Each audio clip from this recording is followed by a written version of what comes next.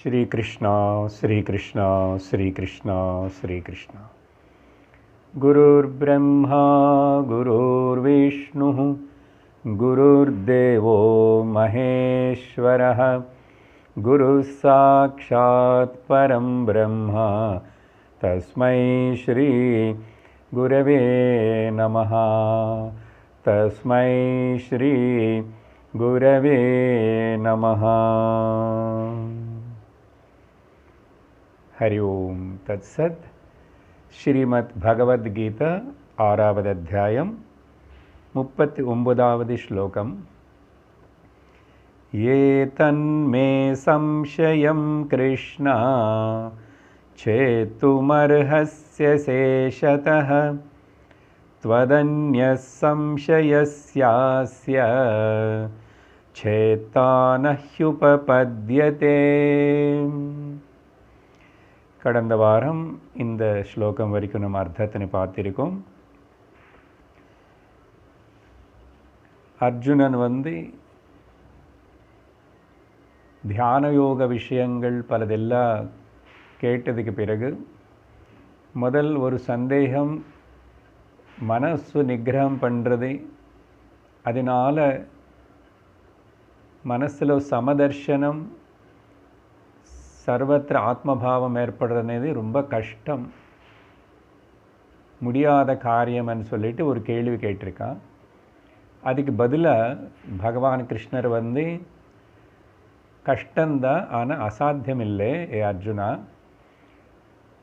அபியாசத்தினாலையும் வைராக்கியத்தினாலையும் இது சாதிக்கலாம் அப்படின்னு சொல்லிட்டு பதில் கொடுத்ததுக்கு பிறகு, ஒருவேளை சாதிக்க முடியலன்னா நீ சொல்கிறே சாதிக்கலாமனே, ஆனால் எனக்கு என்னமோ நம்பிக்கை இல்லை, லோகத்தில் நிறைய பேருக்கு கூட அப்படிப்பட்ட ஒரு கஷ்டம் இருக்கிறதுனால லோகத்தில் பெரும்பாலும் நிறைய பேருடைய சார்பில் அர்ஜுனன் அடுத்த கேள்வி 37, 38, 39 மூணுமே கூட மறுபடியும் இன்னொரு கேள்வி கேட்குறான். இங்கே என்னன்னு சொன்னால், கர்மன்னு விட்டுட்டு ஞான மார்க்கத்துக்காக இனிமே நித்திய நைமித்திக கர்மங்கள் இதிலோ அவ்வளோ ஈடுபடாமல் கேவலம் சாஸ்திர அத்தியனம் ஞான யஜ்ஞத்திலேயே ஈடுபடுற இவனை இப்போது ஆனால் ஞானம் அடைய முடியல அப்படின்னு சொன்னால் இவனை கர்மமும் விட்டுட்டு வந்துட்டான். அதனால் கர்மத்தினால் கர்மயோகத்தினால் ஏற்பட வேண்டிய பலம் ஸ்வர்காதி சுகபோகங்கள் அதையும் இவனுக்கு கிடைக்காமே போகிறது. ஆனால் மோட்சமும் வரலை. ஏன்னா இங்கேயும் பூர்ணமாக மனசு கட்டுப்பாட்டில் இல்லை. இன்னும் சந்நியாசம் எடுத்துகிட்டு வந்துடலாம், அப்புறம் யோக மார்க்கத்தில் வந்துடலாம், எல்லாமே பிடிச்சது, ஆத்தியாத்மிக வாழ்க்கை மார்க்கம் விரும்புகிறோம், எல்லாம் செய்கிறான். ஆனால் இன்னும் அந்த அளவுக்கு தியாக புத்தி, அப்புறம் மனசில் இருக்கிற போக விஷயங்கள் மேலே வாசனை இதெல்லாம் போகாமல் இருக்கிறதுனால, படிய பழக்கத்தினால இவனுக்கு இன்னும் பல கஷ்டங்கள் இருக்குது. அதனால் மோட்சம் அடையலை. காரணம் பலதாக இருந்திருக்கலாம். எல்லாருக்கும் இதே தான் காரணம்னு சொல்ல முடியாது. ஒரு காரணம் ஆத்தியாத்மிக பிரதிபந்தம்னா ஆப்ஸ்டிக்கல். அப்படின்னா தன்னுடைய சரீரத்துக்கு வர சில கஷ்டங்கள், அது மூப்பாகட்டும், வியாதி ஆகட்டும், பலவிதமான ஏதாவது சரீரத்தினால் தாக்குறது, ஃபிசிக்கல் ஆப்ஸ்டிக்கல்ஸ். இல்லை சில பேருக்கு மேபி ஆதி பௌத்திக பிரதிபந்தங்கள் ஏற்பட்டிருக்கலாம். ஆதி பௌத்திகன்னா சுற்றி இருக்கிற சூழ்நிலை, என்விரான்மெண்டல். அதையும் என்விரான்மெண்டல்னா நம்ம பக்கத்தில் இருக்கிற நம்ம குடும்பத்தில் இருக்கிற மக்கள் மட்டும் இல்லை, பஞ்சபூதங்களினால் வரப்பட சில கஷ்டங்கள். அது ஆதி தெய்வீக ஆதி பௌத்திக பிரதிபந்தங்கள். மூணாவது மேபி இது கூட காரணமாக இருக்கலாம். அடுத்தது என்னென்னா unseen obstacles, ஆதி தெய்வீக பிரதிபந்தங்கள். பஞ்சமகாபூதங்கள்னால தெரியறது நமக்கு. காற்று வருது, ரொம்ப மழை வருது, வெயில் வருது, பூகம்பம் எல்லாம் கண்ணுக்கு தெரியறது. ஆனால் அதிருஷ்டமாக கண்ணுக்கு பார்க்கப்படாத இன்னும் சில காரணங்கள் இருக்குது. அது வந்து ஆதி தெய்வீக பிரதிபந்தங்கள். அதெல்லாம் வரும்போது அப்படின்னு சொன்னால் அது கர்மத்துக்கு சம்மந்தப்பட்டது. அந்த கர்மத்தை நீ கேன்சல் பண்ணுறதுக்காக நம்ம கூட வந்து பிறந்த இறந்த உறவுகள் இவங்களனால வர தொந்தரவு, இது வந்து எல்லாமே ஆதி தெய்வீகமாக இருக்குது. நம்ம அவங்கள மாற்றவும் முடியல, நம்ம கையில் எதுவுமே இல்லை.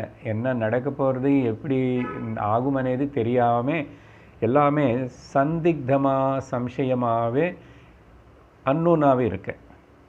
சரி, அப்போது என்ன ஆயிடுச்சு இவனுக்கு? அப்படிப்பட்ட அவனு கர்மயோகத்திலும் கர்மஃலரூப ஸ்வர்க அப்படி நாஸ்தி. நல்ல கர்மம் யக்ஞம் யாகமனே அதிலே இருந்து போயிருந்து அது பண்ணிட்டு இருந்து அட்லீஸ்ட் ஸ்வர்க்கமாவது வந்துடும் இறந்து போனதுக்கப்புறம். இப்போ அவன் அதையும் விட்டுட்டு தான் இங்கே வேதாந்த அத்தியனம் சாஸ்திர சிரவணம்னு வந்து இதில் ஈடுபட்டுட்டான். யோக மார்க்கம்னு இங்கே இதெல்லாமே எடுத்துக்கணுமா? ஃபிசிக்கல்லி பண்ணுற யோகா மட்டும் இல்லை. ஆனால் இங்கே வந்தால் ஆனால் சக்ஸஸ் ஆகலை. அந்த சக்ஸஸ் ஆகாமல் இருக்கிறது பல காரணங்கள். சரி, இங்கே என்ன ஆயிடுச்சு? ஞான பலரூப மோக்ஷமபி நாஸ்தி. ஸோ ரெண்டுத்துக்கு கட்டவன் ஆயிட்டான். அதனால வேதாந்த அத்தியனத்தினால என்னதான் பலம்? அப்போது யோகத்தில் வந்து இதெல்லாம் செய்கிறதுனால அந்த விஷயம் பகவான் சொல்ல போகிறார். இப்போ இங்கே வரைக்கும் அர்ஜுனனுக்கு இப்படிப்பட்ட ஒரு சந்தேகம். ஸோ அப்படிப்பட்டவனுக்கு என்ன ஆகும்? ஆகாயத்தில் பெரிய மேகத்தில் வந்து பிரிஞ்சு போன சின்ன மேகம் வந்து காற்றுனால அப்படியே பறந்து எங்கோ விட்டுட்டு போகிறது. அது எங்கே போகும், என்ன ஆகும்னா அதுக்கு மொத்தம் அப்படியே டிஸ்பர்ஸ் ஆகும். சின்ன அப்ரம் இவ.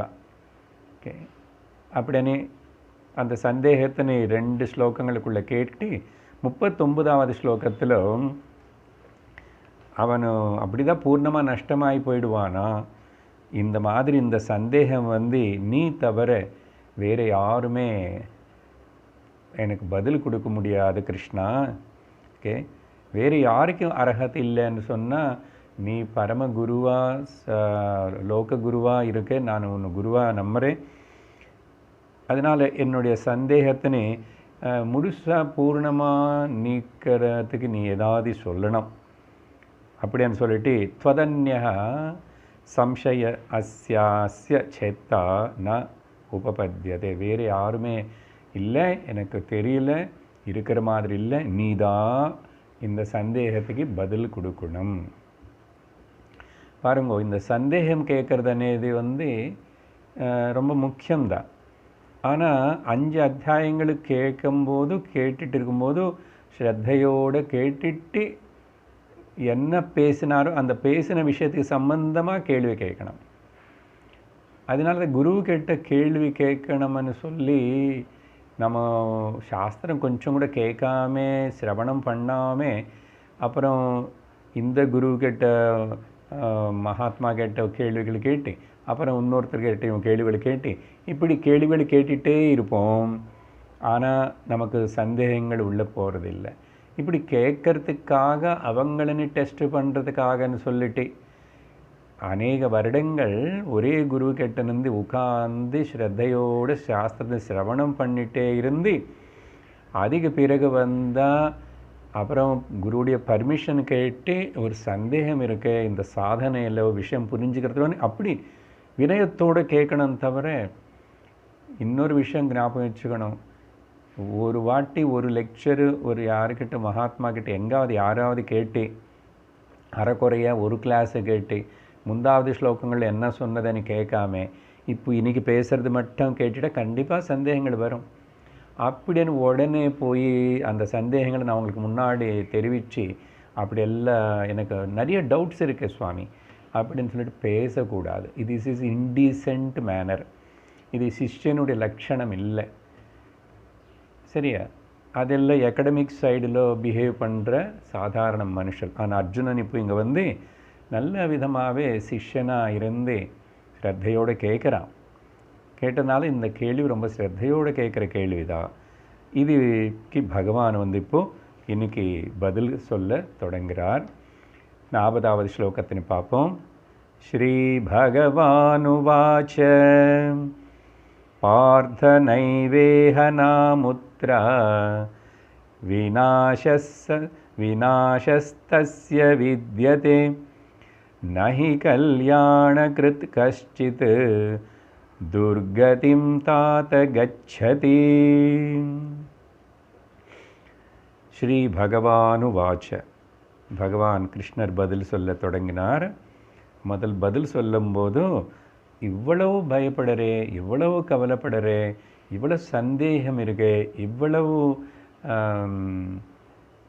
ஸ்பெசிமிஸ்டாக இருக்கே. சந்தேகம்தான் ஸ்பெசிமிஸ்டன்னா. இந்த அளவுக்கு நம்பிக்கை இல்லாதவனாக இருக்கிறே உன்னை மேலே, உனக்கு இது இந்த ஜென்மத்தில் நடக்க முடியாத மாதிரி சொல்கிறேன். அப்புறம் ஏதாவது பரம நஷ்டம் ஏற்படுமோ, ரெண்டுக்கு கட்டாயிட்டா இவன் இதையும் அடையலை அதையும் அடையலை, அப்புறம் என்ன அவன் பண்ணதெல்லாம் வேஸ்ட்டாக, இவ்வளோ பயப்படுறில்ல.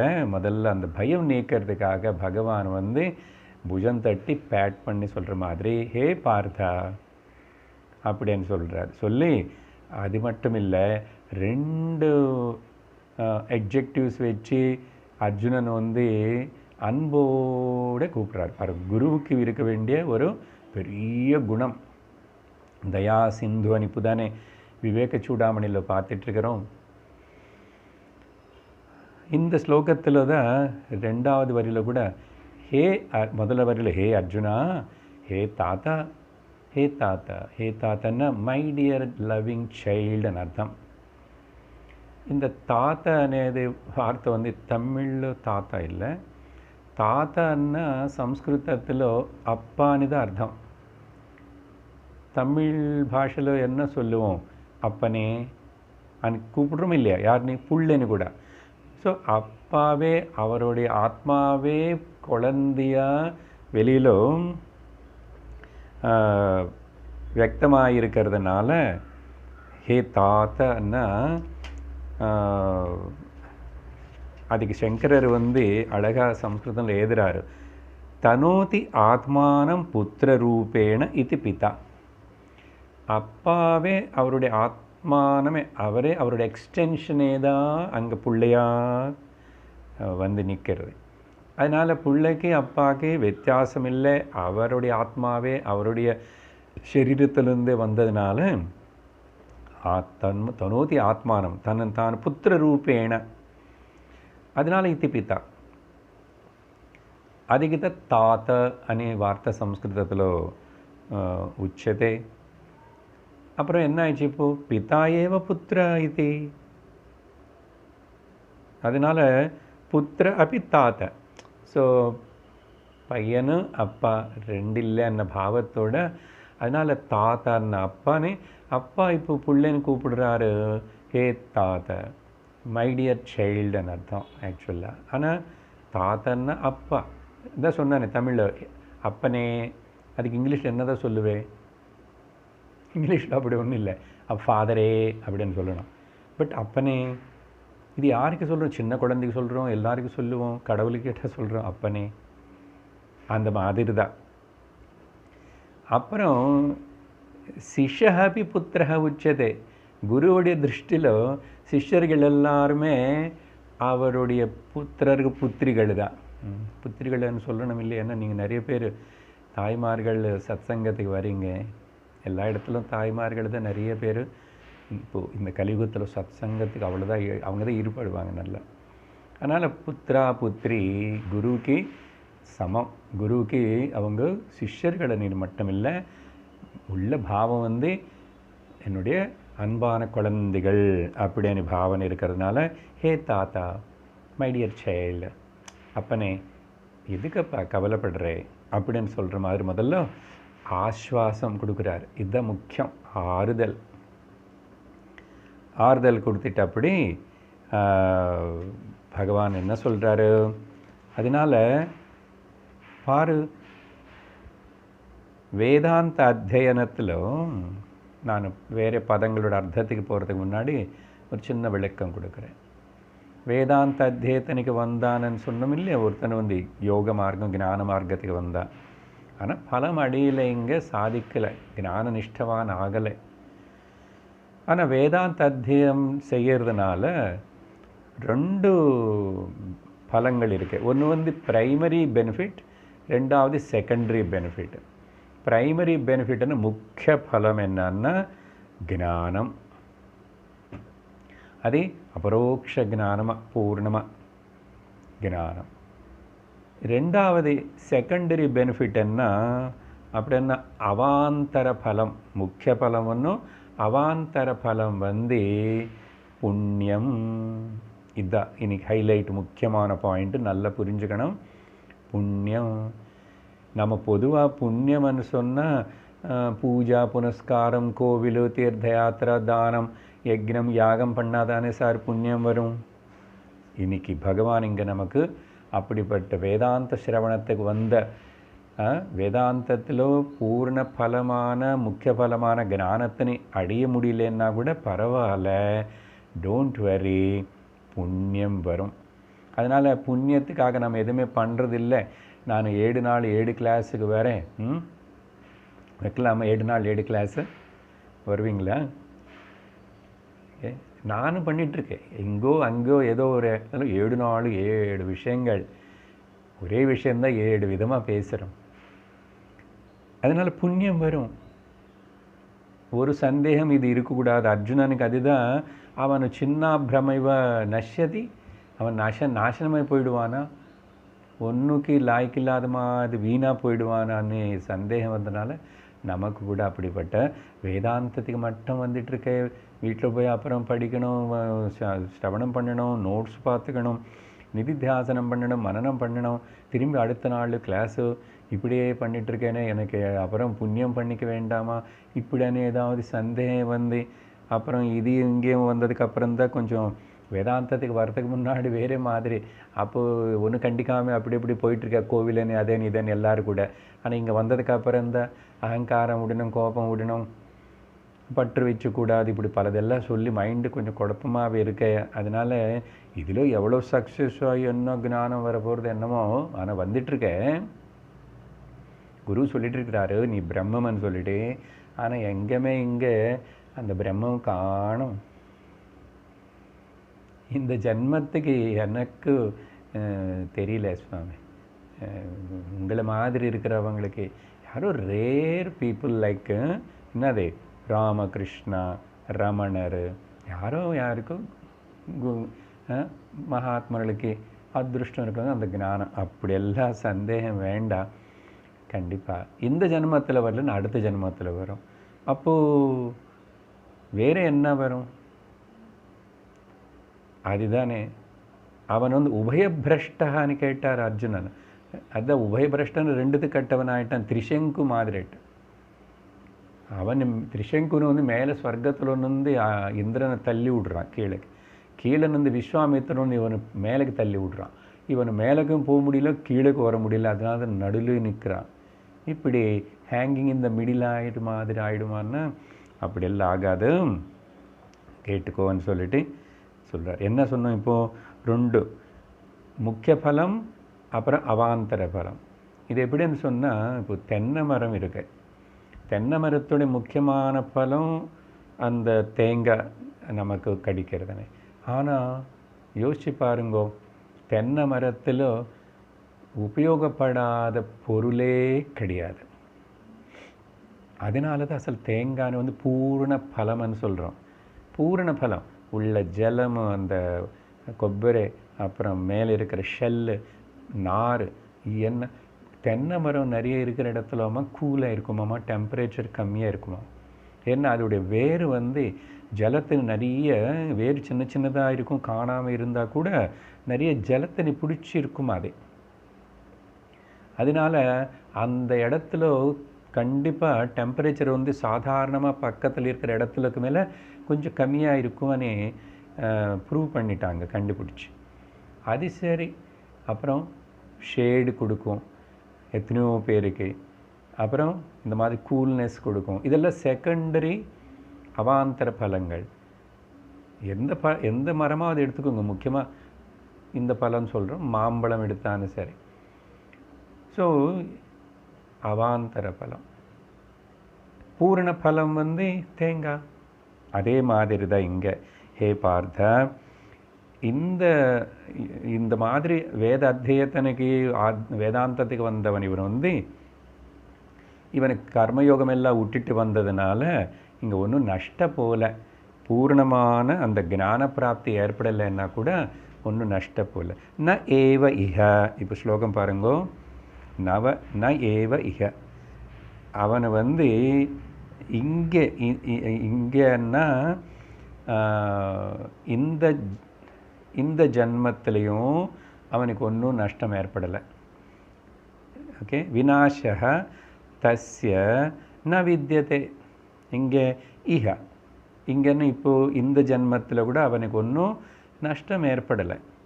ந வித்யதே. இல்லை ஒருவேளை அடுத்த ஜன்மத்தில் அமுத்திரன்னா அடுத்த ஜன்மத்தில்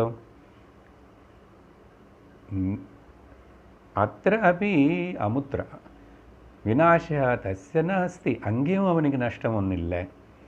இந்த இஹ அண்டு அமுத்திரான்னு சொன்னால் சிலவாட் இஹ பரான்னு சொல்லுவாங்க. இன்னொரு அர்த்தம் என்னன்னா, இந்த ஜன்மன்னு சொன்னால் அடுத்த அர்த்தம் இந்த லோகத்திலாவது இறந்து போனதுக்கப்புறம் வேத பரலோகம் போனால் அந்த லோகத்திலாவது அவனுக்கு ஒருக்காகவும் விநாசம் அனேதே இல்லை. நீ கேட்டால் இல்லை, அவன் நசிச்சு போயிடுவானா, நாசனமாகி போயிடுவானா அப்படின்னு ஆக மாட்டான். ஏன், என்ன காரணம் தெரியுமா? அதுக்கு காரணம் வந்து இவனை வந்து கல்யாண கிருத்து. ஓகே. கல்யாண கிருத்தன்னா இப்படிப்பட்ட சுப காரியங்கள் செஞ்சவனம். என்ன சுப காரியம் பண்ணா? சரி, இவன் கர்மயோகத்தில் இருந்துட்டு கர்மம் பண்ணிட்டு இருந்தால் அதெல்லாமே யக்னம், யாகம், பூஜா, தானம், பக்தி, தானம், யாத்ரா, அதெல்லாம் புண்ணிய சுப காரியங்கள். கல்யாணம். கல்யாணம் அనే வார்த்தை అర్థం என்னன்னா శుభమని అర్థం. அதனால தான் கல்யாணம் అనేది ஒரு சுபமான மங்களகரமான விஷயம் வாழ்க்கையிலும் அது ஏற்படுறது நடக்கிறது అనేది. அதனால நம்ம கல்யாண மேரேஜ்னு வந்து கல்யாணம்னு சொல்லி விவாகத்தினை கல்யாணம்னு சொல்கிறோம். புரியுதா? அதனால் எந்த சுப காரியமானாலும் அது கல்யாணம்னு சொல்லலாம்.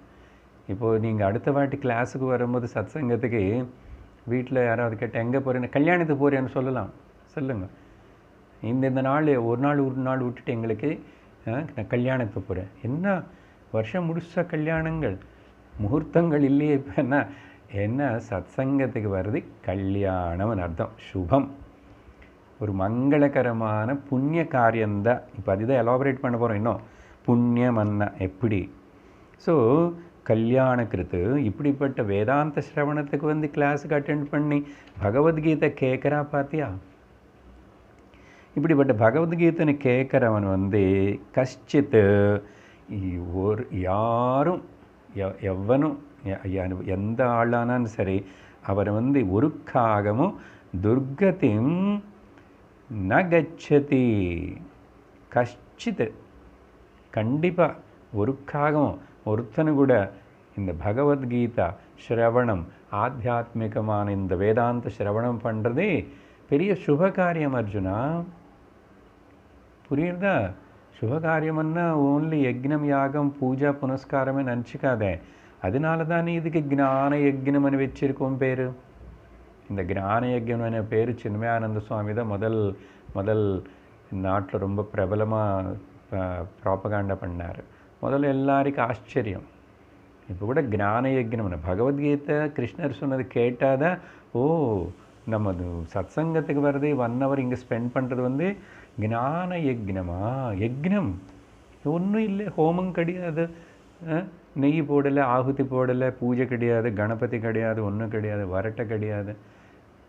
ஹவிஸ் எதுவுமே இல்லை, யக்னம் பண்ணுறீங்க. ஆமாம், 5 யக்ன குண்டங்கள், 5 இந்திரியங்கள் வேலை பண்ணுறது. முக்கியமாக காதன் அக்னி குண்டத்தில் இங்கே குரு வந்து வேதாந்த வாக்கியங்கள்னு சொல்லி அவனுடைய காதன் அக்னி குண்டத்தில் ஆகுதி பண்ணுறாரு. நீ அதெல்லாம் ஜீரணம் பண்ணிக்கணும், எசிமுலேட் பண்ணிக்கணும். அதனால் உறுதியாக அவன் ஒருக்கம் நிக்கிருஷ்டமான ஸ்திதிக்கு போகமாட்டான். அப்படி என்ன அர்த்தம்? இங்கே துர்கதிவன் சொன்னால் கீழே லோகங் ரொம்ப ஹீனமான ஜென்மா. இப்போ மனுஷ ஜென்மத்தில் இருக்கான், கர்மையோ இல்லைன்னா ஞானத்துக்கு ஏதோ ரெண்டுத்துல பண்ணுறான், அது பண்ணலன்னா இது பண்ணுற, இது பண்ண இந்த மாதிரி இந்த கல்யாணம் இதுதான் தெய்வ காரியங்கள். ஓகே, ஆத்தியாத்மிகமான பக்தி காரியங்கள் பண்ணாலும் ஞானத்துக்கு வந்து ஞான யஜ்னம் பண்ணாலும் ரெண்டுமே கூட பலம் கொடுக்கும். ஆனால் ஞானத்தில் பலம் முடியறது, பூர்ண பலம் ஞானத்தில் தான் வருது, வேதாந்த அத்தியனத்தில் தான் வருது. அவாந்தர பலம் புண்ணியமும் இருக்கு பக்கத்தில். ஸோ பூர்ணமாக இவர் முக்தி அடையலை, ஞான நிஷ்டவான் ஆகலை, தடங்கள் இருக்கிறதுனாலன்னு ஒன்றும் கவலைப்பட வேண்டாம். அப்படின்னா பாருங்க, நத்திங் டு பி வர்ரீட்.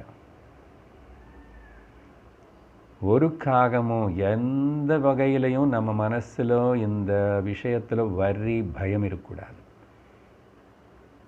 அதுக்கப்புறம் யாரு பற்றியும் பயம் வேண்டாம். அவங்க கர்மத்தினால அவங்க எல்லாரும் மனுஷனாக பிறந்தாங்க இல்லையா, அட்லீஸ்ட் அதனால தான் முதல்ல தர்மத்தில் ஈடுபடு, சுப காரியங்கள்னு செய்யன்னு சொல்லிட்டு நம்ம நாட்டில் முக்கியமாக ஞானம் வேதாந்த சிரவணத்துக்கு எல்லாருக்கும் வர முடியல, அது வரமாட்டாங்க அவ்வளோ சுலபமாக, பகவானே சொல்ல போகிறாரு. ஆனால் சுப காரியங்கள் பண்ணுறதுனால அவனுக்கு மேலும் மேலும் புண்ணிய லோகங்களுக்கு போயிட்டு புண்ணியத்தின் எல்லாத்தையும் அனுபவிச்சுட்டு திரும்பி இங்கே மனுஷனாக வருவான். தவிர ஒருக்காகவும் அவனுக்கு கீழே ஜன்மத்துக்கு துர்கதிமன் சொன்னால் நாசனமாக மாட்டான்னு சொன்ன அர்த்தம் இங்கே என்னென்னா, he never goes to the lower yonis again and suffer with another body. போதுமா ஒரு ப்ராமிஸ். அதனால தான் இந்த விஷயத்தினே கடைசியில் பகவத்கீதை முடியும் போது கூட 18வது அத்தியாயத்தில் பகவான் கிருஷ்ணர் வந்து ஆல்மோஸ்ட் எண்டிங்கில் 71வது ஸ்லோகத்தில் சொல்கிறாரு, ஸ்ரத்தாவானனசூயஸ்ச ஸ்ருணுயாதபி யோ நரஹம். கேவலம் இந்த பகவத்கீதை புரிஞ்சதோ இல்லையோ, சம்ஸ்கிருதம் தெரிஞ்சதோ இல்லையோ, கேட்டால் போதுமா. பகவத்கீதையுடைய கருத்துக்கள்னு வந்து எந்த பாஷையிலும் யாரும் சொல்லி கொடுத்தோன்னா நீ ஒழுங்காக கேட்டாவே போதுமா. ஸ்ருணுயாதபி, நல்லா நோட் பண்ணிங்கோ. சரி, பகவான் மேலே பக்தி இருக்கு, நான் பக்தனன்னு சொன்னால் இன்னைக்கு பகவான் சொல்கிற இந்த வாக்கியங்கள்னு வந்து நம்ம அப்படியே 100-200% சத்தியமன்னு எடுத்துக்கணும். அப்போதான் நமக்கு ஹிருதயத்தில் இருக்கிற சம்சயம், பயம், மோகம் எல்லாம் நீக்கப்பட்டு கேரண்டியாக நமக்கு ஞான நிஷ்டை ஏற்படும். கொஞ்சம் முன்னு பின்ன, அதனால் கவலைப்படுறதுக்கு ஒன்றும் கிடையாதுங்க, நஷ்டம் ஒன்றும் ஆகலை. அதனால் ரொம்ப இமேஜின் பண்ணிக்க வேண்டாம். அப்படின்னு சொல்லி பிரயத்தனத்திலோ தாமதம் வேண்டாம். Be alert, be smart, be aggressive and do your Sadhana.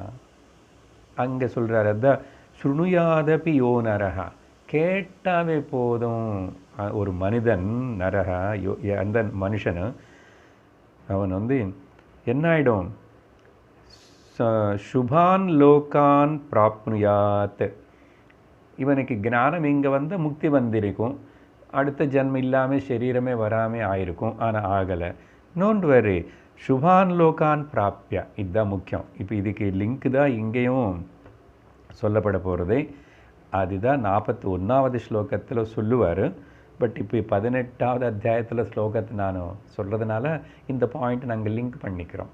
So என்ன சொல்கிறாரு, சுபான் லோகானன்னா யக்னம் யாகம் புண்ணிய தான தர்மங்கள் எல்லாம் செஞ்சு எப்படி ஒரு மனிதர் வந்து ஸ்வர்க்கத்துக்கு போய் மேலே லோகங்களோ புண்ணிய லோகானன்னா மேலே ஹையர் வேர்ல்ட்ஸில் போய் அங்கே சுகமாக நிறைய வருடங்கள் வாழ்ந்து வாழும், புண்ணியம் இருக்கிற வரைக்கும். அப்புறம் புண்ணியான் பிராப்தியாத் புண்ணிய கர்மனாம், ஒரு புண்ணிய கர்மங்கள் எல்லாம் செஞ்சதுனால ஒரு மனிதன் வந்து மேல லோகங்களுக்கு போய் எப்படி அனுபவிப்பானோ அப்படிப்பட்ட இவனுக்கும் கீதா சிரவணம் பண்ணுறதுனால மட்டும் வருமன்றாரு. இதுதான் highlight today in our topic. Please make it a underline. Bhagavad Gita கேட்டதுனாலேயே, உபனிஷத்து கேட்டதுனாலேயே ஸ்ரவணாதபி. ஆனால் ஸ்ரவணம் எப்படி பண்ணணும்னா மட்டும் 2 கிளாஸ் வைக்கிறார் பகவான். என்ன தெரியுமா? ஸ்ரத்தையோடு கேட்கணும், ஹிருதயத்தில் ஒரு விதமான என்னது சந்தேக பாவம் இல்லாமல், அசூய பாவம் இல்லாமல், இதெல்லாம் நம்ப முடியுமா, இது என்னமோ சொல்லியிருக்காரு, யாரோ சொல்லியிருக்காங்க, ஏதிருக்காங்க அப்படின்னு சொல்லிட்டு. அனசூயன்னு சொன்னால் எல்லா ஜீவர்கள் மேலே பிரேம கருணா அசூய இல்லாமல், சத்ருத்துவ பாவம் இல்லாமல் மனசில், சரியா, கிரிட்டிசைசிங் மென்டாலிட்டி இல்லாமல்னு சொல்லணும் இங்கே அசூயான்னு சொன்னேன் ஆக்சுவலி. ஓகே, சாஸ்திரத்தினி பகவானை குருவினி கிரிட்டிசைஸ் பண்ணுற மாதிரி மனசில் பாவனை இல்லாமல் இருந்தால், எனக்கு புரியலன்னா கூட சாஸ்திரம் கரெக்டு தான், எனக்கு புரியறதுக்கு இன்னும் தகுதி வரல, சமயம் வரல. ஸோ ஸ்ரத்தையோட இப்படி பண்ண சோபி முக்தா, இவனும் முக்தன் ஆயிடுவான். எது நீ சொன்னமா துர்கத்தையும் போல நாசனமாகலையே, நல்ல லோகத்துக்கு எல்லாத்துக்கும் போயிட்டான். புண்ணியம் இருக்கிறவனுக்கு அங்கே அனுபவிப்பான், மறுபடியும் பூலோகத்துக்கு வருவான். அதான் என்ன, இவ்வளோ புண்ணிய காரியங்கள் எல்லாம் பண்ணி சொர்க்கத்துக்கெல்லாம் போயிட்டு வந்தவனு திரும்பி போய் ஆடு மாடு கொசு பசுவாக பிறப்பான்? நோ நோ நோ, அந்த சந்தேகம் வேண்டாம். மனுஷலோகத்துக்கு வருவான். அப்படி திரும்பி இங்கே அவனுக்கு ஞானம் அடையிறதுக்கு வேண்டிய வாய்ப்பு கிடைக்கும். கொஞ்சம் லேட்டு தவிர அந்த மார்க்கத்திலேயே பயணிச்சுடுவான். அதனால் முதல் ரூல் என்ன, இப்போது தர்மம், அந்த தர்மத்தினால சுப காரியங்கள் பண்ணுறது தான் வாழ்க்கையிலோ கம்யமாச்சு. அதனால் பெரும்பாலும் மக்களுக்கு நிறைய பேருக்கு இது சொல்லுவோம், தர்மம் தர்மம் தர்மம் பண்ணு, தர்ம காரியங்கள் செய், சரியா. அதனால் அதை பூஜா புனஸ்காரம், யக்னம் யாகம், தீர்த்த யாத்திரைகள், தானம், இதெல்லாமே சொல்லுது. தைத்திரோபனிஷத்து எவ்வளோ விவரிச்சிருக்குது. இப்போது இது மனசில் வச்சுக்கிட்டு பகவான் சொல்கிற அந்த ஆஸ்வாசம், ஒரு காவ நஷ்டம் இல்லை, கேட்கறதுனாலேயே. சரியா, 41வது ஸ்லோகம் படிக்கிறோம். அப்புறம் பகவான் வந்து இது முதல் ஸ்லோகத்தில் இப்படி ஜஸ்ட் ஒரு ப்ரீஃபாக சொல்லிட்டாரு, நோ லாஸ் எட் ஆல், பயப்படாதே ஹே தாத்த. 41 பிராப்ய புண்ணியகிருதாம் லோகான் உஷித்வா சாஸ்வதி சமாஹ சுச்சீனாம் ஸ்ரீமதாம் கேஹே யோகப்ரஷ்டோபிஜாயதே. ஹே அர்ஜுனா, நீ சொன்னியே உபயபிரஷ்டானே, அந்த உபயபிரஷ்டக்கு பொதுவாக, சரியா, முக்கியமாக யோகத்துக்கு வந்து யோகத்தில் அவனை நிற்க முடியாமல், சாதிக்க முடியாமல், ஃபைனல் கோல்னு சரீரம் விட்டிட்டான். அவனுக்கு முடியலை அந்த சரீரத்தில், இந்த ஜன்மத்தில். அதனால் இவனுக்கு பேர் யோகத்தில் பிரஷ்டன் ஆயிட்டான்னு அர்த்தம். யோக பிரஷ்டா அப்படின்னா யோகத்தினால சாதிக்க வேண்டிய, இங்கே யோகம்னா ஞான யோகமாக, ஞான யோகத்துக்கு சப்போர்ட்டாக தான் ஒரு சாதனம் தியான யோகம் சொல்லப்பட்டது. அந்த தியான யோகத்தில் வர தடங்களை பற்றி தான் பேசிட்டு அதுக்கப்புறம் தான் இப்படிப்பட்ட சந்தேகம் அர்ஜுனனுக்கு. அதனால் டாபிக் என்ன பேசுகிறவனது கவனிக்கணும், ட்ராக் விட்டுட்டு போகக்கூடாது. ஸோ யோக பிரஷ்டா இவன் என்னாகும் தெரியுமா, பிராப்பிய புண்ணியகிருதான் லோகான். இவனுக்கு இப்போ என்ன சொன்னோம், அந்த முக்கிய பலம் ஞானம் ஏற்படலை, ஆனால் புண்ணியம் வந்துச்சு இவனுக்கு. இது வேதாந்த சிரவணத்தினால மட்டும். ப்ளீஸ் ரிமெம்பர், வேதாந்த சிரவணத்தினால மட்டும் புண்ணியம். புண்ணியகிருத்தானன்னு வேறு புண்ணிய காரியங்களன்னு வேதத்தில் வேறு பூர்வபாகத்தில் எதெல்லாம் சொல்லி ஸ்வர்க்கமும் ஹையர் வேர்ல்ட்ஸ் லோகங்களுக்கு அடிக்கும்னு சொன்னதோ, அந்த புண்ணியகிருத்தான் அதே லோகான் அதெல்லாம் அங்கே போய் பிராப்தி அங்கே போய் இவனை வந்து உஷித்வா அதெல்லாம் புண்ணியம் தீர்ற வரைக்கும் அனுபவித்து ஒரு அக்கௌண்ட் லிமிட் இருக்குது. அது தீராத புண்ணியம் கிடையாது, தீராத பாப்பம் கிடையாதுங்க. அதெல்லாம் ஒரு லிமிட்டு தான். அதுக்கு தகுந்த மாதிரி அங்கே சப்ளை முடிஞ்சிடும். திரும்பி சரீரம் ஜென்மம் இங்கே வரணும். உஷித்வா என்னது சமாக அநேக வருடங்கள் கம்பேரிட்டு டு திஸ். இது பர்மனெண்ட் கிடையாது. அதுதான் சமாகான்னு சொன்னால் நிறைய இயர்ஸ், நிறைய காலம், நீண்ட காலம். சுகித் சுக சாஸ்வதி அப்படின்றார். சாஸ்வதி என்ன இங்கே அர்த்தம் எவர் லாஸ்டிங்குன்னு அர்த்தம். எவர் லாஸ்டிங்குன்னு புரிஞ்சுக்கணும், பர்மனெண்ட் கிடையாது. சாஸ்திரம் மறுபடியும் அதையும் சொல்கிறது. எவர் லாஸ்டிங்கன்னா கம்பேரிட்டிவ்லி ரிலேட்டிவ்லி இங்கே கம்பேர் பண்ணும்போது அந்த லோகங்களில் இருக்கிற வாழ்க்கை, அந்த லோகத்தில் quality and quantity of the life is different இல்லையா? அதனால் சாஸ்வதி சமாக லோகான் உஷித்வா. ஓகே, இவன் வந்து அதுக்கப்புறம் முடிஞ்சு போச்சுப்பாங்க. புண்ணியம் முடிஞ்சிச்சுன்னா இவன் இங்கே வந்து திரும்பி பிறப்பான். அபிஜாயதே, திரும்பி வந்து ஜென்ம எடுப்பான். இங்கே தான் முதல் ஆப்ஷனை பற்றி சொல்கிறாரு. இப்படிப்பட்ட இவனுக்கு யோகம் சாதிக்க முடியல, யோக பிரஷ்டன் ஆயிட்டான். இவன் வந்து இப்போது புண்ணியம் பண்ணதுனால, இந்த பகவத்கீதை கேட்டதுனாலேயே புண்ணியத்தினாலேயே அந்த புண்ணியம் தீர்ற வரைக்கும் வேறு லோகத்தில் போய் அதை அனுபவிச்சுட்டு திரும்பி இங்கே வந்து ஃபஸ்ட் ஆப்ஷன் எங்கே பிறப்பான் பாருங்கோ. அப்படிப்பட்ட பூர்வ ஜன்மத்தில் செஞ்ச சிரவணத்தினாலையும் அந்த புண்ணியத்தினாலையும் சுச்சீனாம் ஸ்ரீமதாம் கேஹே யோக பிரஷ்ட அபிஜாயத்தே. முதல் சுச்சீனாம், சுச்சீனாமன்னு சொன்னால் சுத்தமானன்னு சிம்பிள் அர்த்தம் சுச்சி. இன்னொரு அர்த்தம் என்னென்னா சுச்சீனாம் அப்படின்னு சொன்னால் யதோக்த காரிணாம் அப்படின்னா நல்ல ரிலிஜியஸ் சம்பிரதாய சம்ஸ்காரங்களோட தார்மீக ஜீவனம் நடத்துகிற அப்படிப்பட்ட அவங்களுடைய வீட்டில். அப்புறம் ஸ்ரீமதாம் நல்ல ரிச் பீப்புள், நல்ல வசதியோடு இருக்கிற வீடு சரியா. அதே சமயத்தில் நல்ல குணங்கள் நல்ல சம்ஸ்காரங்களோட தார்மீக ஜீவனம் அப்புறம் நடத்துகிற அந்த குடும்பம். இது லிட்டில் ரேர் காம்பினேஷன் தான், ஆனால் நிறைய பேர் இருக்குது அப்படி. அதனால் ரிச் பீப்புள் ஹவுஸில் சப்போஸ் ஏன்னா இங்கே வந்து இவனுக்கு இப்போது குறை இல்லை, சாப்பாட்டுக்கு துணிக்கு தங்கிறதுக்கு இவனை கஷ்டப்பட வேண்டாம். இப்படி பசிக்கு தாகத்துக்கு தங்கிறதுக்கு துணித்துக்கு கஷ்டப்படுறவனுக்கிட்ட போயிட்டு ஓகே நீ ஆத்மா நீ பிரம்மம் அப்படின்னு சொல்லிட்டு உனக்கு ஜன்மம் இல்லை இதெல்லாம் சொன்ன புரியுமா? அவனுக்கு ஏற்றுக்குவானா? அடிச்சுடுவான். போய்யா பசியோடு நான் சாகரேன், நீ வந்து வேதாந்தம் சொல்கிறேன். ஸோ அதனால் முதல் வேதாந்த ஞான மார்க்கத்தில் திரும்பி இவனை வர்றதுக்கு வேணுமுன்னா சுற்றி இருக்கிற சூழ்நிலை வந்து இவனுக்கு ஒத்துழைப்பு இருக்கணும். அப்படிப்பட்ட ஸ்ரீமதாம் அண்ட் சுச்சினாம். ஒரு ஸ்ரீமதாம்னு சொன்னால் நிறைய பணம் இருக்க என்னாகும், ஹைலி அரிஸ்டோக்ராட்டட் மனுஷனாகி ஓகே எல்லா தப்பு வழியில் போவான், குடிக்காரன் ஆகிடுவான், சீட்டு விளையாடணும் அவன் ஆகிடுவான், கேம்பிளிங் டிவேச்சரிங் ட்ரிங்கிங் வாட் நாட் அது எல்லாமே வரும். ஏன்னா ஓன்லி ஸ்ரீமதம்.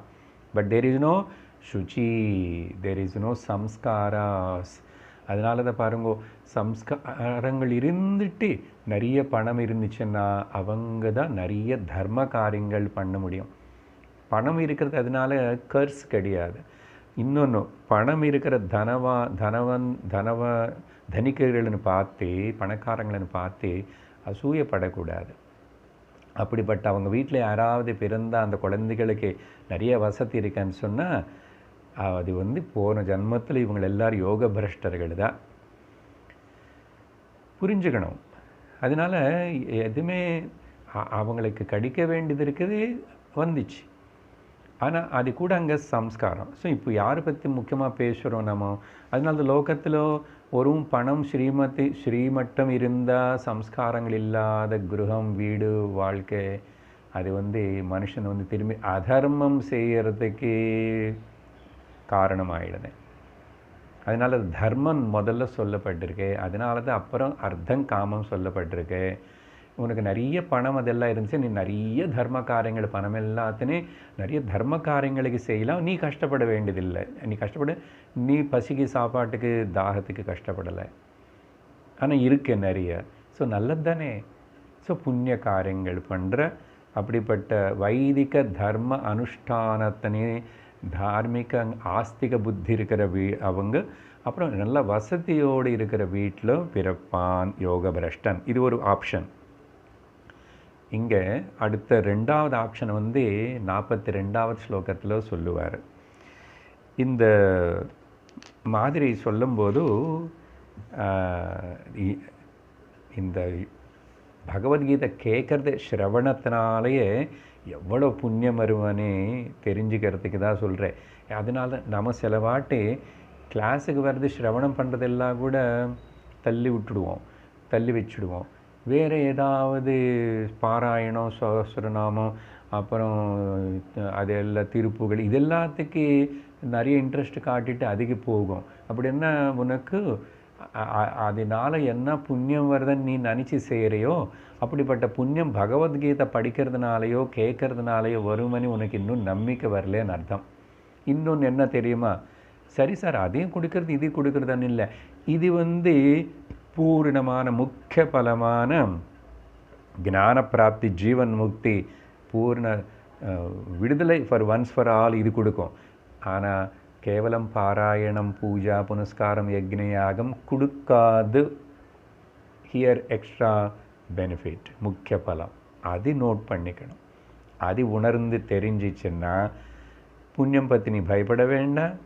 அதனால் விடுங்க, அடுத்த கிளாஸுக்கு வருவீங்க இல்லையா, என்ன புண்ணியம் வரும், என்ன புரிஞ்சுதோ என்ன ஏற்றுக்கிறீங்களோ எப்படி இருக்கோ என்னமோ வந்து உட்காருங்கோ. பகவான் ப்ராமிஸ். மதுசூதன சரஸ்வதி மகாராஜனே ஒரு மகாத்மா இருந்தாரா, அவர் தானே இந்த பகவத்கீதையுடைய தியான ஸ்லோகங்கள் எல்லாத்தையும் ஒரு நல்ல அமைச்சு எழுதினார்.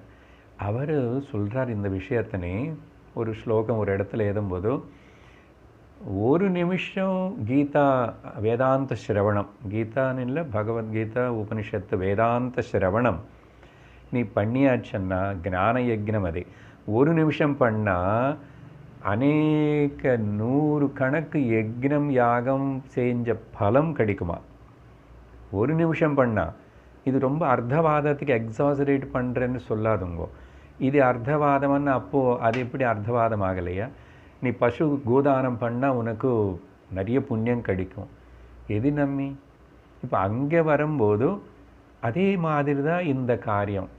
அதனால தான் இப்போ அதெல்லாம் பண்ண முடியலன்னு பரவாயில்ல, இது சுலபம் பாருங்கோ. இதுக்கு நீ எதுவுமே அலைய வேண்டாம், எதுக்கும் செலவு பண்ண வேண்டாம்.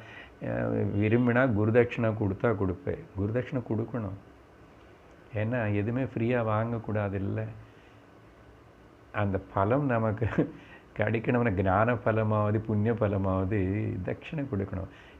ஞான யக்னம்னு சொல்லிட்டோமா, யக்னத்தில் தட்சிணை இல்லாமல் இருக்கக்கூடாது. அதனால அது யக்னஸ்வரூப பகவானும் தட்சிணானே ஸ்வரூபத்தில் தாயாரும் பிறந்தாங்கன்னு நேற்றுக்கு பாகவதத்தில் ஒரு அவதாரத்தில் சொன்னோம். சரியா? அதனால் நமக்கு அந்த நன்றி சொல்லி அதுக்கு நம்ம பலம் வாங்குகிறோம், அதுக்கு நம்ம கொடுக்கணும்னே பாவத்தை. சரி, அங்கே என்ன சொல்கிறாரு, ஒரு நிமிஷம் நீங்கள் 1 மணி 60 நிமிஷம் பண்ணுறீங்க ஸ்ரவணம் 60 நிமிஷம் ஸ்ரவணம், அவ்வா எக்கச்சக்கமாக புண்ணியம். உங்கள் பேங்க் அக்கௌண்ட்டில் புண்ணியம் பேங்க்கில் நிறைய சேருதுங்க. இப்படியெல்லாம் சும்மா சொன்னால் தான் நீ கிளாஸ்க்கு வருவீங்க ஸ்ரவணத்துக்குன்னு சொல்லலை. எனக்கு கிடைச்சது, நானும் ஆனந்திக்கிறேன், எங்கள் குரு சொன்னது எனக்கு புரிஞ்சுது. அதனால தான் மதுசூதன சரஸ்வதி மகாராஜ் அப்படி சொல்கிறார். அதுக்கப்புறம் பூமி மொத்தத்தினே தானம் பண்ணால் எவ்வளோ, நாட்டு 1 ஏக்கரு 2 ஏக்கரு தானம், பூமி மொத்தத்தினு தானம் பண்ண எவ்வளோ புண்ணியம் வருமோ, இந்த 1 மணி நேரம் சத்சங்கம் சிரவணம் வேதாந்த சிரவணம் பண்ணதுனால பகவத்கீதை கேட்கறதுனால அவ்வளோ புண்ணியம் வருமா. அதனால தான் பகவான் 18வது அத்தியாயத்தில் உறுதியாக சொன்னார், ஸ்ருணுயாதபி, ஜஸ்ட் பை லிசனிங். ஸோ இப்போ அது விடாமல் சத்சங்கத்தில் ஈடுபடணும்னு ஆசை வருமா? இனிமேல் விடமாட்டோம் இல்லையா? இன்னொரு விஷயம், இந்த யோக பிரஷ்டா ஞானம் அடையலை, இவன் அடைய முடியுமான்னு அதெல்லாம் உங்களுக்கு இல்லை. நம்ம எல்லாரும் யோக பிரஷ்டர்களாக போன ஜென்மத்தில் யோகம் சாதிக்கலை, ஆனால் இங்கே இப்போ பண்ணுறோம். இந்த ஜென்மத்தில் கேரண்டி தான் இனிமேல் யோக பிரஷ்ட ஆக மாட்டோம். நீ கீதா நீ இவ்வளோ க்ஷுண்ணமாக இவ்வளோ விசதமாக குரு கிட்டேருந்து கேட்கும்போது நீ எப்படி திரும்பி யோக பிரஷ்டன் ஆகிடுவேன்? ஆனால் அப்படி ஆகாமல் இருக்கணும்னு உன்னோட கையில் தான் இருக்குது, நம்ம கையில் தான் இருக்கு. Yes, I get it. இந்த வேலை முடிச்சு விட்றேன், நான் வந்த வேலை பண்ணி முடிச்சுடுவேன் அப்படின்னு இதோட. So it is not meant for us. We are all very much blessed and we are on the right path, right track. அந்த நம்பிக்கூட இருக்கணும். இதெல்லாம் லோகத்தில் நமக்கு சுற்றி இருக்கிற மிச்சம் நிறைய பேர்னு. ஏன்னா நிறைய பேர் சிரவணத்துக்கு வரமாட்டாங்க. ஸோ அதனால தான் ரொம்ப ரொம்ப முக்கியமாக இது எடுத்துக்கணும். ஸோ இப்போ 2வது ஆப்ஷனை பற்றி 42வது ஸ்லோகத்தில் there is one more option also. ஒருத்தர் பற்றி சொல்லிட்டாரு, ஸ்ரீமத்திகளா தனிகளான நல்ல தார்மிகங்களான அவங்கள வீட்டில் பிறப்பாங்க. அவனுக்கு அங்கேருந்து திரும்பி அந்த ப்ராசஸ் ஸ்ரவணம் மனனம் குரு பிராப்தி அதெல்லாம் நடக்கும். அட்லீஸ்ட் என்ன தர்ம காரியங்களாவது முதல்ல ஈடுபடுவான். இல்லைன்னா 42 அதவா யோகினாமேவ குலே பவதி தீமதாம் ஏதத்தி துர்லபதரம் லோகே ஜன்ம எதீத்ருஷம். அதவா அதனால தான். அதர்வைஸ் சப்போஸ் மேலே சொன்ன மாதிரி பணக்காரன் வீட்லேயோ சுச்சி நல்ல தார்மிக ஜீவனம் ரிலீஜியஸ் லைஃப் ஸ்டைல் இருக்கிறவங்க வீட்டில் பிறக்கலைன்னா கூட there is much more better, இன்னும் சிறந்த இன்னொரு ஆப்ஷன் கூட இருக்கு. அது சிறந்ததுனால எல்லாருக்கும் கிடைக்காதனால அது 2வது ஆப்ஷன் இருக்குது. அதவா வேறு இன்னொன்று கூடப்பா, இந்த இவன் யார், அந்த யோக பிரஷ்டனை நேராக யோகினாம் குலே, ஓகே, யோகினாம் தீமதாம் குலே பவதி, ஞானிகளோட வீட்டிலேயே பிறப்பான். ஞானிகளுடைய வீட்டிலேயே, வைஸ் பீப்புள் மகாத்மர்களாக இருக்கிற ஞானிகள வீட்டிலேயே இங்கே. அப்புறம் குலே, இவங்க நல்ல ஞானிகள், ஆனால் பணம் அவ்வளவு இல்லை, தரித்திரர்களாக ஏழைகளாக இருக்கணும்னு கண்டிப்பாக இல்லை. ஏன்னா ஞானிகளை பணம் பற்றி ஆசைப்படுவான், பணம் சேர்த்துக்கணும்னு ஆசை இருக்குமா? கண்டிப்பாக இங்கே அவ்வளோ ரிச்சஸ் அவ்வளோ பணம் அதெல்லாம் இருக்காது, சிம்பிள் லிவிங்காக இருக்கும். ஆனால் புத்தி தீமதாம் ஹை திங்கிங்காக இருக்கும்.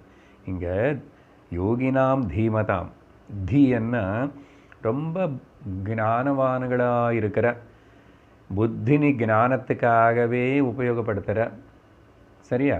தீமதாம் யோகினாம் 2 அப்படின்னு அந்த யோக மார்க்கத்தில் நிஷ்டர்களாகி ஞானிகளாகவே ஞானிகள் வீட்டிலேயே அப்படி பிறப்பான். 2வது ஆப்ஷன். ஆனால் ஹே அர்ஜுனா, லோகத்தில் இப்படிப்பட்ட ஞானிகள வீட்டிலேயே ஒரு ஜன்மம் எடுக்கிறது அந்த யோக பிரஷ்டனுக்கு. எதி ஈத்ருஷம், இப்படிப்பட்ட ஒரு ஜென்மா, ஏதத் துர்லபதரம், துர்லபதரம், வெரி ரேர், வெரி டிஃபிகல்ட். ஏன்னா அதுக்கு 2 காரணம் இருக்குது. எதனால டிஃபிகல்ட்டு, ஏன் வெரி ரேர்? முதல் விஷயம், பகவத்கீதையில் பகவான் சொன்னதை ஞாபகப்படுத்திட்டா என்ன சொன்னார்? மனுஷ்யாணாம் சஹஸ்ரேஷு கஷ்சித் எததி சித்தயே யததாமபி சித்தானாம் கஷ்சின்மாம் வேத்தி தத்வதः. சரியா? பகூனாம் ஜன்மனாமந்தே ஞானவான் மாம் பிரபத்யதே. என்ன சொல்கிறாரு? ஏன் ரேர், ஏன் டிஃபிகல்ட், துர்லபதரம்? It's a very great opportunity. ஆனால் ரேர், கிடைக்காது. ஏன்னா இதான் லோகத்தில் அசல் ஞானிகளே கொஞ்சம் பேர். பார்த்த லோகத்தில் ஞானிகள், ஞான நிஷ்டமானவங்க எத்தனை பேர் இருப்பாங்க? Very few. அது மட்டும் இல்லை, அந்த ஞானி வீட்டிலையே ஒரு குழந்தையா பிறக்கணும்னு சொன்னால், ப்ளீஸ் லிசன் கேர்ஃபுல்லி, அந்த ஞானி கிரகஸ்த ஞானியாக இருந்திருக்கணும். இது இன்னும் டிஃபிகல்ட் தான். சந்நியாசம் எடுத்துக்கிட்டு ஞான நிஷ்டா ஆகலை, இன்னும் ஞானவான் ஆகலைன்னா, கிரகஸ்தர்களாக இருந்து ஞானி ஆகிறதுன்னா ஆக முடியாதுன்னு சொல்லலை. நமக்கு முதல்லேருந்து நம்ம எல்லோரும் கிரகஸ்த ஞானிகள் தான் சொல்லிட்டு தான் பாராட்டிட்டு உங்களை எல்லாரும் உற்சாகப்படுத்திட்டு இருக்கிறோம். கிருஷ்ணனாவது நானாவது குரு இல்லையா? ஆனால் இங்கே நெகட்டிவாக சொல்லலை, பட் ரேர். கிரகஸ்தனுக்கு எவ்வளோ கமிட்மெண்ட்ஸ் எல்லாம் இருக்கும். ஸோ கிரகஸ்தனாக இருந்தால் தானே, கல்யாணமாக இருந்தால் தானே அங்கே குழந்தை பிறக்க முடியும். அந்த கிரகஸ்தன் முதல்ல அவர் ஞானியாக இருக்கிறதே லோகத்தில் கொஞ்சம் பேர். அதில் கிரகஸ்தனாக இருந்து ஞானியாக இருக்கிறதே வெரி ரேர். ஏன்னா ஞானிகள் சன்னியாசிகளாக போனால் இப்போ நிறைய பேர் சன்னியாசிகள். அதனால அப்புறம் அடுத்த இன்னொரு ஜீவனுக்கு அந்த இடத்துல பிறக்கிறதுக்கு எப்படி தான் வாய்ப்பு வரும்? அதனால தான் ருஷிகள் வேணுமனே கிரகஸ்தர்களாக இருக்காங்க. சில குருகள் சில நல்ல ஞானியான குரு அவங்களுக்கு கூட கல்யாணம் பண்ணிக்க வேண்டும்னு சொல்கிறாங்க. ஏன்னா வேறு சில ஜீவர்கள், யோக பரஷ்ட ஜீவர்கள் காத்துட்ருக்க உங்கள் மூலமாக அவங்க வீட்டில் பிறக்கிறதுக்கு. என்ன சௌரியம் பாருங்க. அப்போது அடுத்த ஜன்மத்தில் இந்த யோகபிரஷ்டன் பிறந்து படிப்புக்காக குருன்னு தேடி கிளாஸுக்கு போக வேண்டியதில்லை. வீட்டில் அப்பாவே குரு இல்லை அம்மாவே கூட குருவாக இருக்கலாம். அதனால தானே புருகுர்வை வாருணி வருணம் பிதரமுபசசார. இப்போ தானே தைத்திர உபனிஷத்தில் புருகுவல்லியில் பார்க்குறோம். பாருங்க, அப்பாவே குரு.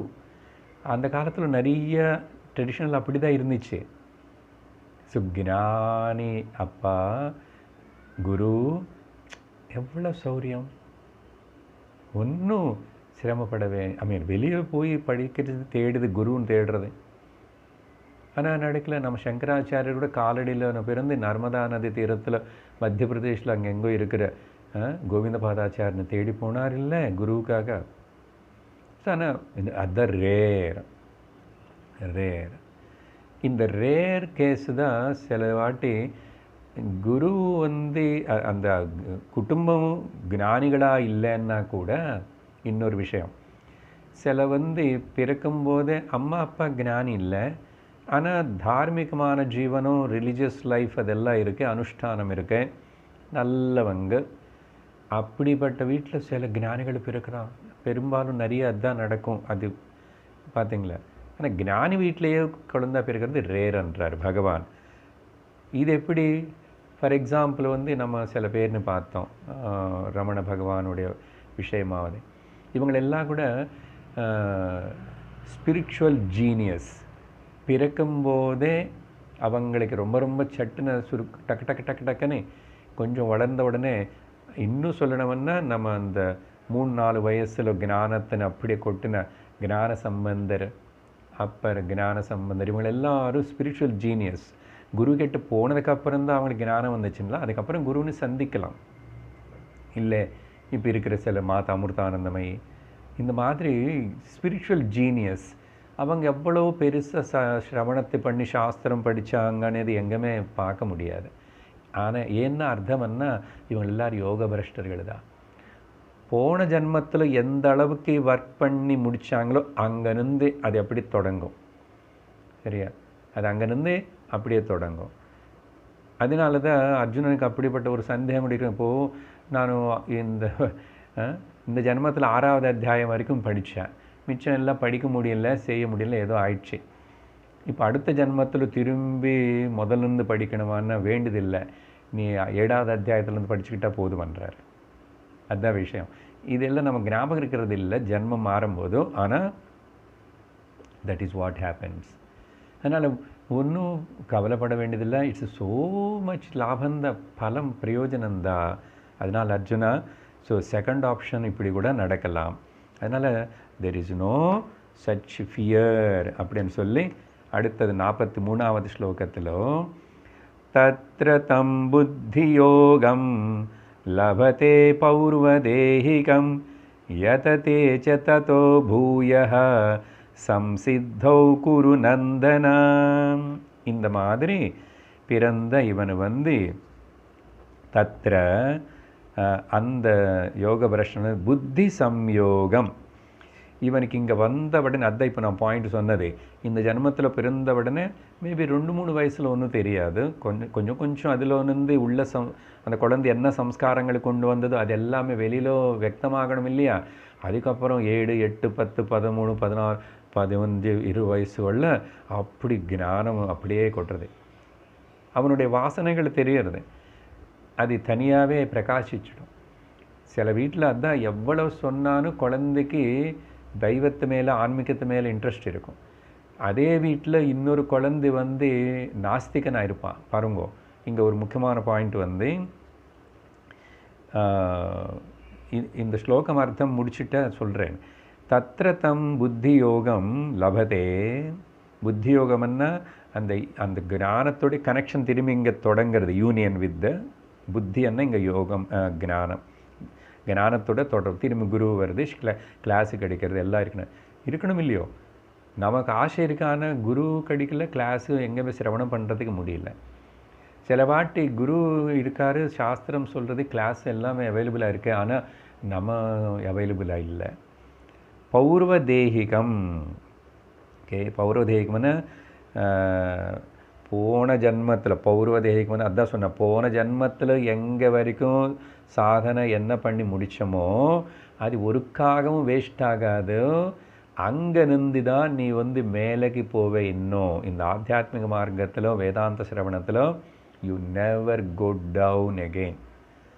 அதனால் பண்ண வரைக்கும் பண்ணிகிட்டே இருக்கணும். பௌர்வதேகிகத்தில் என்ன, அங்கே நின்று அந்த ஃபார்மர் பாடியில். ஸோ அதனால தான் ஒரு தாய் தந்தைகளுக்கு ஒரு குழந்தை பிறக்கிறாங்கன்னா அவங்களுக்கு நம்ம சரீரம் மட்டும்தான் கொடுக்குறோம் தவிர பயாலஜிக்கல் பாடி, ப்ளீஸ் நல்ல கவனமாக கேளுங்க, உள்ள அந்த மைண்டுனே அம்மாவோ அப்பாவோ கொடுக்கறது இல்லைங்க. ஏன், சரீரம்தான் ஒரு மனுஷனை இறந்து போகும்போது அது இங்கே பஞ்சபூதங்களுக்கு கலந்து நசிஞ்சு போயிடுது. ஆனால் மனசனே சூக்ஷ்ம சரீரம் மட்டும் இட்ஸ் கோயிங்னோ, அதுதானே ட்ராவல் பண்ணுறது. அது ட்ராவல் பண்ணி அடுத்த இன்னொரு சரீரத்துக்குள்ளே வருது. அப்போது அதுக்குள்ளே இருக்கிற அந்த மனசு சூக்ஷ்ம சரீரத்தினே அம்மா அப்பா கொடுக்கல. அதனால தான் ஏதோ சிலதெல்லாம் ஹெடிட்ரியாக வந்துச்சு அப்படி இப்படின்னு சொன்னால் கூட பூரணமாக அந்தந்த ஜீவனுடைய வாசனைகளுக்கு தகுந்த மாதிரி தான் அது நம்ம கூட கொஞ்சம் ஏதாவது கோயின்சிட் ஆகும்போது, ஓ நம்மளை மாதிரி அவனு அப்படின்னு இல்லை. இப்போது ஒரு அப்பா மியூசிஷியனாக இருந்த நல்ல இன்ஸ்ட்ருமெண்ட் வாசிக்கிறான்னு நிறைய பேர் பார்ப்போம். அவங்க வீட்டில் பிறக்கிற குழந்தைகள் அப்படி நல்ல வித்வாம்சர்கள் ஆகிடுவாங்க. நல்ல டான்ஸரோட குழந்தைகள் நல்ல டான்ஸர் ஆகலாம். இப்போது ஞானி வீட்டில் பிறந்தவன் ஞானி ஆகணவன் அவசியம் இல்லை. அதுவும் பாருங்கோ, இங்கே இப்படி ஆகலாம் அப்படி ஆகலாம். ஏன்னா அதில் இருக்கிற மனசு சூக்ஷ்ம சரீரம் என்ன சம்ஸ்காரங்களோடு வந்ததோ அதை வச்சுக்கிட்டு தான் இங்கே அது. உதாரணத்துக்கு ஒரு அம்மாவுக்கு 2-3 குழந்தைகள் இருந்த பாருங்கோ, 3 குழந்தைகளும் 3 விதமான சம்ஸ்காரங்களோட பாவத்தோட டேஸ்ட்டோடு இருக்கும். ஒருத்தர் நல்ல ஆஸ்திகனாக இருந்த அதே வீட்டில் அவனோட தம்பியோ உறவு பிறந்தவன் கூட பிறந்தவன் வந்து நாஸ்திகனாக இருப்பான். அசல் தேவன் மேலே நம்பிக்கையே இல்லாமல், ஆனால் பிறப்பான் இங்கே. அதுக்கு என்னமோ காரணம், இவனுக்கு இங்கே ஏதோ நடக்க வேண்டியது இருக்குது இந்த ஜீவனுக்கு. அந்த கர்மா எப்படி ஒர்க் பண்ணுறதுன்னு நமக்கு தெரியாது. பட் கவனித்தா அவங்களுடைய சம்ஸ்காரம் அப்புறம் என்ன ஆகுமன்னா ஒரு வாட்டி இப்படி இந்த சூக்ஷ்ம சரீரம் ஒரு தேகத்திலிருந்து ஒரு தேகத்துக்கு போகும்போதோ ரிஃபைன் பண்ணிக்கணும். அதுதான் சொல்கிறோம். அந்த ரிஃபைன்மெண்ட்டுக்காக தான் தர்மம் கர்மயோகம். அதுதானே சித்த சுத்தின்னு சொல்கிறோம். என்ன அடிக்கடிக்கு அந்த ரிஃபைன்மெண்ட் வந்து கிரமமாக ஏற்படும்.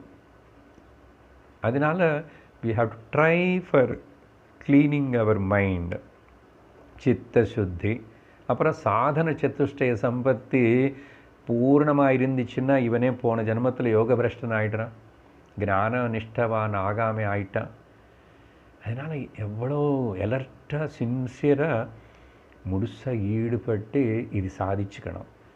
அதனால் சித்த சுத்தி ரொம்ப முக்கியமான சொல்லப்பட்டது. ஸோ ரிஃபைன்மெண்ட்டு அப்படி ரிஃபைன் ஆக ஆக ஆக அந்த ஜீவனை வந்து ஜீவனான இங்கே சூக்ஷ்ம சரீரம் அது அப்படியே ஞானம் அடைஞ்சு தானே இல்லாமல் அந்த சூக்ஷ்ம சரீரம் மனசெல்லாம் லயிச்சு போய் பிரம்மமில் ஒன்றாகும். புரியுறதா? ஸோ அதுதான் பகவான் இங்கே வந்து யததேச்ச ததஹ பூயஹ. இங்கே திரும்பி வந்து ஒர்க் பண்ணுவான். யததேச்ச ஸ்ட்ரைவ் பண்ணி அண்டு ததஹ அதுக்கு பிறகு அப்புறம் வந்து அதான் ரிஃபைன்மெண்ட் இங்கே மோர் நடந்துச்சுன்னா சம்சித்தோ பர்ஃபெக்ஷனுக்காக பிரயத்தனம் பண்ணுவான். ஸோ பர்ஃபெக்ஷன் இந்த மாதிரி குருநந்தனா அர்ஜுனா அந்தந்த யோக பிரஷ்டனை வந்து இங்கே திரும்பி வந்து சிரமப்பட்டு திரும்பி குருனை அனுசரித்து குரு பிராப்தி ஏற்பட்டு சாஸ்திரம் சிரவணம் ஸ்ரத்தையோடு பண்ணி தனக்குள்ளே இருக்கிற சாதன சத்துர சம்பத்தை நல்லா திருடம் பண்ணிக்கிட்டு ஞான நிஷ்டத்துக்கு இன்னும் தீவிரமான முயற்சி பண்ணுவான். இப்போ இந்த ஜென்மத்தில் நமக்கு தீவிரமான முயற்சி ஏற்பட்டு நம்ம தீவிர முமுட்சர்களாக இருக்கிறவன்னு சொன்னாவே we are liberated. அதனால தான் without any relaxation you must put the maximum efforts in this human life. கை காலு சரீரம் மனசு சுற்றி எல்லாம் நல்லா ஒழுங்காக இருக்கும்போதே வயசில் இருக்கும்போதே ஓகே இது பண்ணிக்கணும். அதனால் பகவான் அழகாக இப்படி அர்ஜுனனுக்கு பதில் கொடுத்தார். அடுத்த இன்னும் ஒரு 4 ஸ்லோகங்களுக்குள்ள இந்த அத்தியாயம் அடுத்த வாரம் அநேகமாக முடியும், பார்க்கலாம். ஓம் பூர்ணமத பூர்ணமிதம் பூர்ணாத் பூர்ணமுதச்யதே பூர்ணஸ்ய பூர்ணமாதாய பூர்ணமேவாவசிஷ்யதே. ஓம் சாந்தி ஷாந்தி ஷாந்தி. ஹரி ஓம் ஸ்ரீ குருப்யோ நமः. ஹரி ஓம். ஹரி ஓம் தத்சத்.